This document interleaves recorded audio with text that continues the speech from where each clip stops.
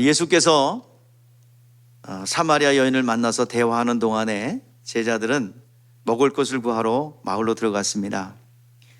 예수의 말을 들은 여인은 처음에 유대인이구나 라고 생각을 하고, 유대인인 당신께서 왜 사마리아 여자에게 물을 달라 합니까? 라는 질문에 그가 대화를 통해서 깨달아져요. 보통 유대인이 아닌구나. 그래서 주여라고 합니다. 예수님을 주여라고 고백해요. 계속되는 대화를 통하여 그가 깨달은 것은 예수님은 선지자구나. 그까지는 이 여인이 가지고 있는 율법의 지식과 성경 지식 가지고 발견할 수가 있는 부분입니다. 그런데 선지자, 400년 동안 선지자가 나타나지 않았기 때문에 선지자에 대한 갈급함이 있고 사모함이 있어요. 그래서 그가 궁금했던 것을 물어봅니다. 어디서 예배 드리는 것이 맞습니까? 당신들의 조상은 예루살렘 성전에서 드리는 신령한 예배가 드려져야 된다고 하는데, 또 우리 조상들은, 북이스라엘 사람들은 그 산에서 진정으로 진리로 예배드리면 된다라고 주장하고 있는데 어떤 것이 맞습니까? 그 말에 이 산에도 말고 저 산에도 말고 하나님을 예배할 때가 오나니 곧 이때라. 하나님은 영이시니 예배하는 자가 신령과 진정으로 예배할지니라. 성령과 진리로 예배할지니라. 그것이 그리스도가 오시면 알게 할 것입니다. 그동안 기다렸던 것이 그리스도요 메시아요 구원자였어요. 그 여인에게 예수님께서 당신을 공개합니다. 내가 그리스도다. 예수님께서 당신을 공개해야지만이 아는 영역은 예수가 하나님의 아들이시고 그리스도인 것은 하나님이 알게 해주셔야 돼요. 유대인으로 알다가 주여라고 고백했다가 선지자라고 그랬다가 주님께서 공개하시자 그리스도라는 사실을 알게 되었고 가서 외쳤던 것입니다. 하나님은 한 영혼을 천하보다 귀중하게 여기셨습니다. 우리의 영혼은 어떻게 해야 구원받았어요? 어떻게 구원받았어요? 어떻게 하나님의 자녀가 되었습니까? 우리는 예수 그리스도, 하나님이 사람이 되어 내려오셔서 우리를 위하여 대속해 주심으로 우리의 영혼의 핏값은 예수의 생명으로 지불하고 우리를 어둠의 권세 가운데 사오셨습니다. 이것을 대속이라고 하지요. 대속으로 인하여 우리는 죄 사함을 받은 속죄를 받았습니다. 자기가 어떻게 구원받았고 내가 구원받은 은혜가 얼마나 큰 은혜를 입었는지를 안다면, 또 예수가 누구이시며 그의 피의 권능과 권위가 얼마나 큰 것을 안다면 가서 전하지 않을 수 없습니다.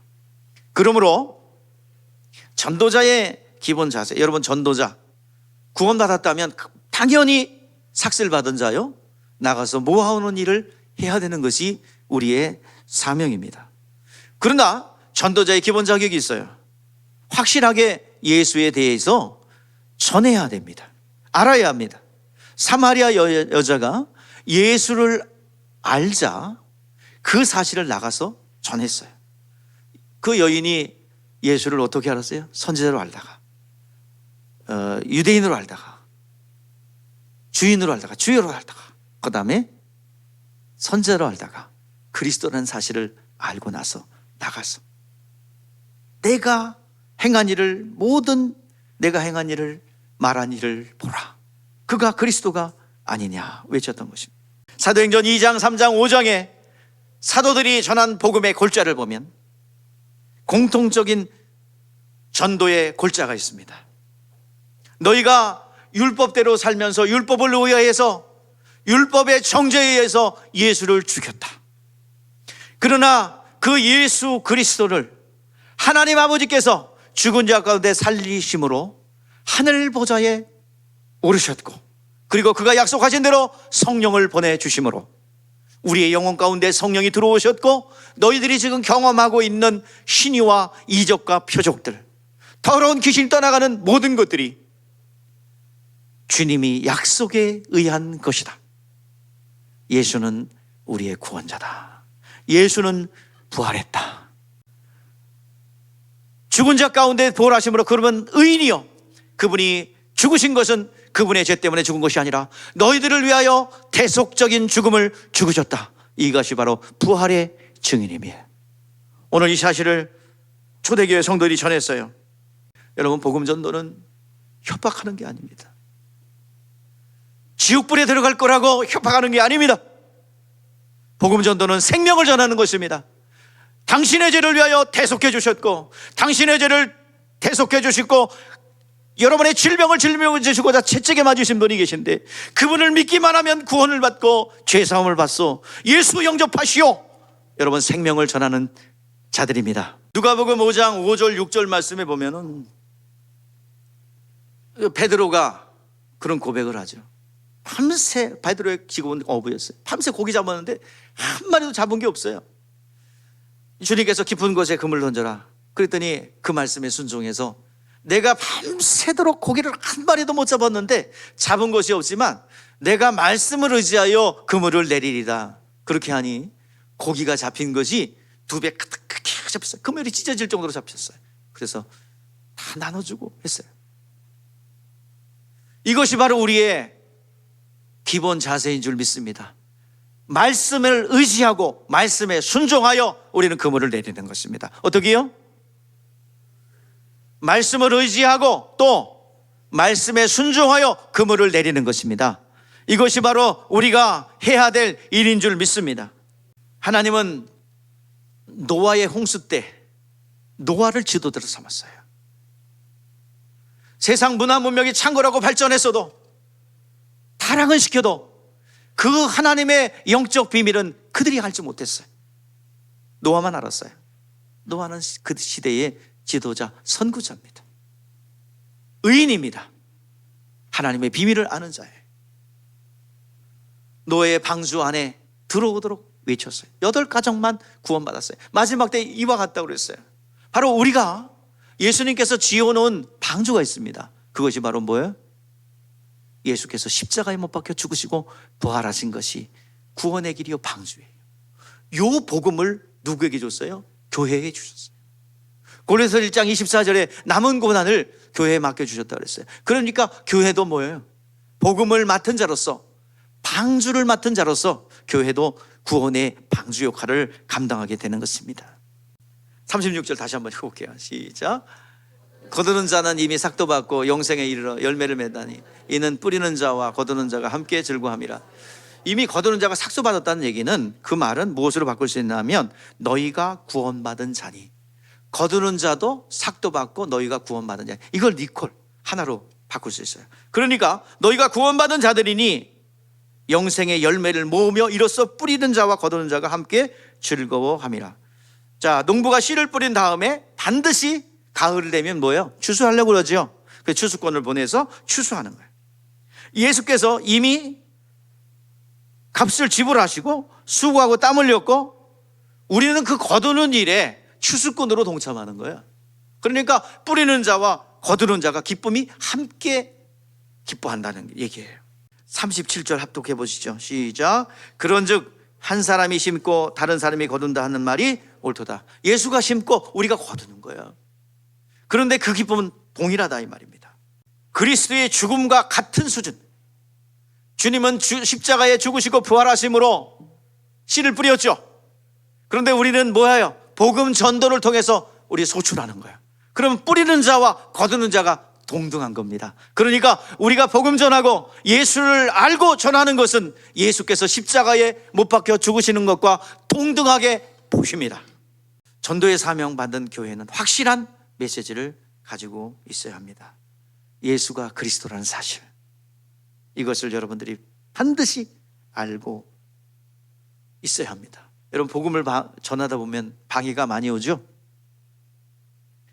복음 전하다 보면 사람들이 순수해 내가 믿을게요 그리고 따라온 사람들 가끔 있어요.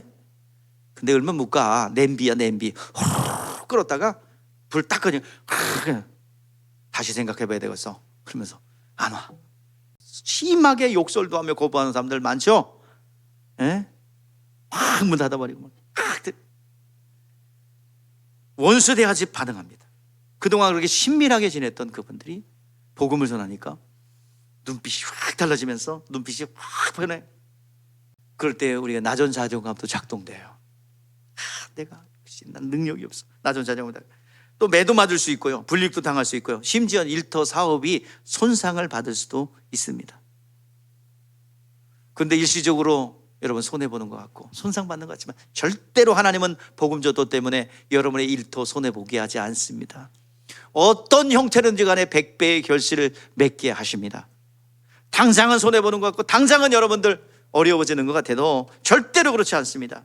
그런데 그 가운데 하나님의 위로와 하나님의 보상이 눈으로 보일 때까지, 올 때까지 견뎌야 될 거 아닙니까? 그 견디는 힘은 예수가 누구신지 알아야 합니다. 여러분, 우리 확신이 있어야 돼요. 하나님의 위로와 평강이 반드시 온다. 하나님의 유쾌한 날이 나에게 온다. 이 확신을 가지고 여러분 달려갈 수 있기를 바랍니다. 사마리아 여인이 물동이를 두고 마을로 들어가 예수를 전합니다. 그때 음식을 구하러 갔던 제자들이 와서 예수님께 음식을 드렸습니다. 예수께서 알 수 없는 말씀을 하세요. 예수께서 너희가 알지 못하는 먹을 양식이 있느니라 라고 말씀하셨어요. 예수께서 내가 먹을 양식은 나를 보내신 이의 뜻을 행하며 그 일을 온전히 이루어드리는 것이다. 예수님의 양식이 뭐래요? 죽고 부활하여 하나님의 뜻을 이루어드리는 것이 예수님의 양식이래요. 우리의 육신의 양식은 먹는 겁니다. 잘 먹고 잘 살면 건강해요. 우리의 육신의 삶을 위한 것입니다. 그러나 우리에게는 뭐가 있어요? 속사람, 나의 본질, 영혼이 있어요. 영혼은 하나님의 말씀이 우리의 양식인 줄 믿습니다. 예수님의 양식이 뭐예요? 씨를 뿌리는 거예요. 십자가에 못 박혀 죽으시고 부활한 거예요. 이게 예수님의 양식이에요. 우리의 양식은 뭡니까? 추수하는 거예요. 예수 그리스도가 십자가에 못 박혀 죽으시고 부활하신 이 사실이 우리에게 구원이 됨을 전달하는 것이 우리의 양식이옵니다. 인자되심이 고난이고 채찍에 맞으시고 십자가에 피 흘려 죽으신 것이 예수님의 양식인다면 이 사실을 전하는 것이, 그리고 전하여 구원받게 하는 것이 우리의 양식이 되는 줄 믿습니다. 그가 목숨을 내놓고 피를 뿌려 우리를 사셨어요. 이제 우리가 육체 안에 참 나의 영혼에게 참된 양식을 공급할 수 있기를 바랍니다. 그것이 우리가 해야 될, 추수 때가 아직 4개월이나 남아있지만 넓은 들을 바라보며 추수할 곡식들을 바라볼 수 있는 영혼의 눈이 열리기를 주의 이름으로 축복합니다. 그것이 바로 나를 살리는 길이고 내 구원받은 영혼을 지키는 길이고, 그리고 내 가정이 자손 만대에, 그리고 내 영혼이 내 후손들을 복되게 하는 자손 만대의 영적 유업이라는 것을 여러분 깨닫기를 바랍니다. 여러분, 미국이라는 나라, 어느 나라도 그 나라에게 대적해서 이길 나라가 없어요. 왜? 가장 선교사를 많이 보낸 나라예요. 선교비를 많이 보내는 나라예요. 시작 자체가 기독교로 시작됐어요. 먼저 교회를 세웠어요. 두 번째 학교를 세웠어요. 그리고 자기 집을 지었어요. 그 나라를 그대로 카피한 나라가 우리나라야. 이승만 대통령이 미국 입국만 가장 개인적으로 행복한 나라를 만들겠다. 왜곡되고 뒤틀어진 의견들이 있지만 여러분, 국부는 좋은 걸 기억해야 됩니다. 여러분, 부정적인 말에 오염됐다면 빨리 고치세요. 여러분의 영혼에 오염됩니다. 기도하는 분이에요. 우리나라가 다시 한번 이번 난국들을 잘 넘으면 2040년, 50년 정도면 미국 다음으로 잘 사는 나라가 됩니다. 왜냐하면 미국 다음으로 우리나라는 선교사와 선교비를 지출하기 때문입니다.